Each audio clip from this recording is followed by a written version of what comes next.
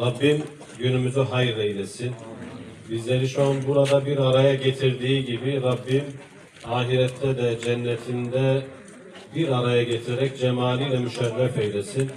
Şu iftar sofrasının bereketini Rabbim bizlere, ailelerimize, özellikle alan gören Baskil, Elazığ'ımıza, Malatya'mıza, tüm Türkiye'mize bahşeylesin. Rabbim şu sofranın bereketinden nasipdar eylesin. Kıymetli hazirun, Peygamber Efendimiz bir hadis-i şeriflerinde şöyle buyurmakta.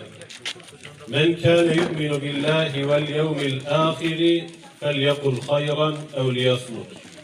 Kim Allah'a ve ahiret gününe iman ediyor ise ya hayır söylesin ya da sussun. Devamında ve men kâne yu'minu billahi vel yevmil âhiri felâ yu'zi câveh. Kim ki Allah'a ve ahiret gününe iman ediyorsa komşusuna eziyet etmesin. Devamında وَمَنْ كَانَ يُؤْمِنُ بِاللّٰهِ وَالْيَوْمِ الْآخِرِ فَلْيُكْرِمْ ضَيْفَهُ buyuruyor Aleyhisselatü Vesselam. Efendimiz kim ki Allah'a ve ahiret gününe iman ediyor ise misafirine ikramda bulunsun buyuruyor. Rabbim bu ikramlarımızı kabul eylesin.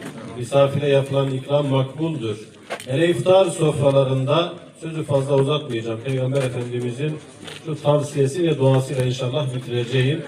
Peygamber Efendimiz oruçluya yapılan ikramın makbul olduğunu, ikram eden kimselerin, burada toplu bir ikram var, ikram eden kimselerin ikram ettikleri oruçluların sevabından nasipdar olacağını, o oruç tutanların da hissesinden, sevabından bir şey azalmayacağını buyuruyor. Yine Peygamber Efendimiz son olarak bir davete icabet edip gittikleri zaman ashabına, orada bulunan arkadaşların ashabına ev sahibini mükafatlandırın buyurur. Ya Resulallah, nasıl mükafatlandırabiliriz dedikleri zaman şu duayı yapar. Eftara indekumus saimun. Yanınızda, bu da bizim duamız olsun inşallah. Yanınızda oruçlular iftar etsin. Ve ekele ta'amekumul ebrar. Yemeklerinizi iyiler yesin. Ve sallete aleykumul melaikete vel ahyar. Allah sizlere melekleri ve hayırlı kimseleri musallat kılsın. Onları sizlerle beraber eylesin. Bizim de duamız budur. Rabbim ebeden razı olsun. Rabbim şu birliktelik ve beraberliği daim eylesin, ebedi eylesin. Cennet vesilemiz eylesin. Programda emeği geçen herkese, hocamıza, muhtarımıza, cemaatimize, ahalimize, yine teşrif eden kıymetli haziruna, ben de kendimi köylü olarak buralı addederek hepsine tekraren teşekkür ediyorum. Rabbim kabul buyursun oruçlarımızı, ibadetlerimizi, bizleri kendisine kul kabul eylesin. Alın hemen dağıtanlar alsın. Abi yemek buldu. İhtiyacı olan varsa hemen Allah razı olsun. Yemek çok ha.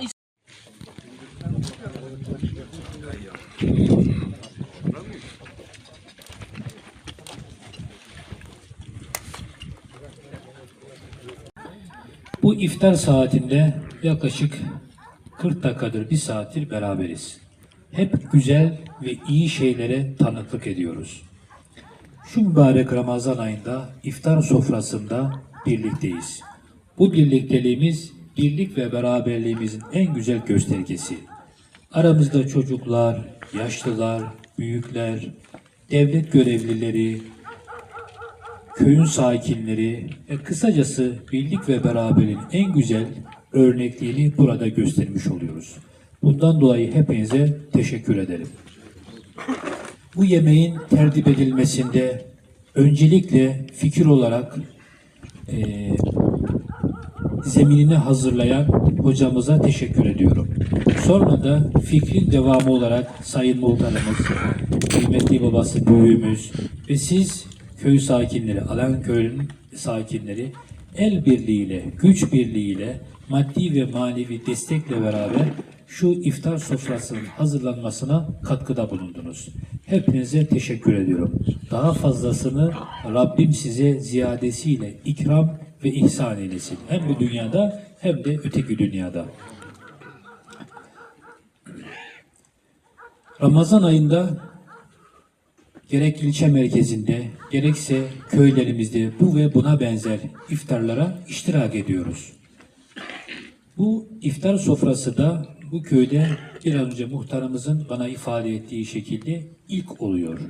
İnşallah geleneksel olarak bu birincisi, gelecek yıllarda ikincisi, üçüncüsü şeklinde devam eder ve burada bir araya gelmemize vesile olur.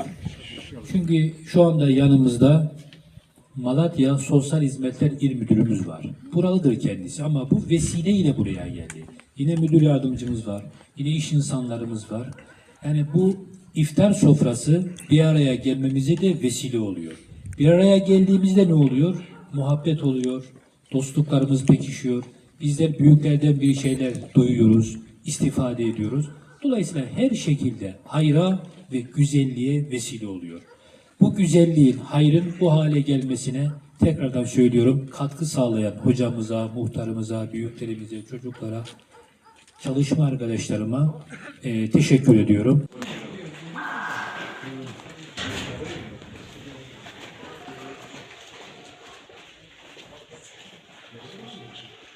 حي على الصلاة حي على الصلاة حي على الفلاح حي على الفلاح قد قامت الصلاة قد قامت الصلاة الله أكبر لا إله إلا الله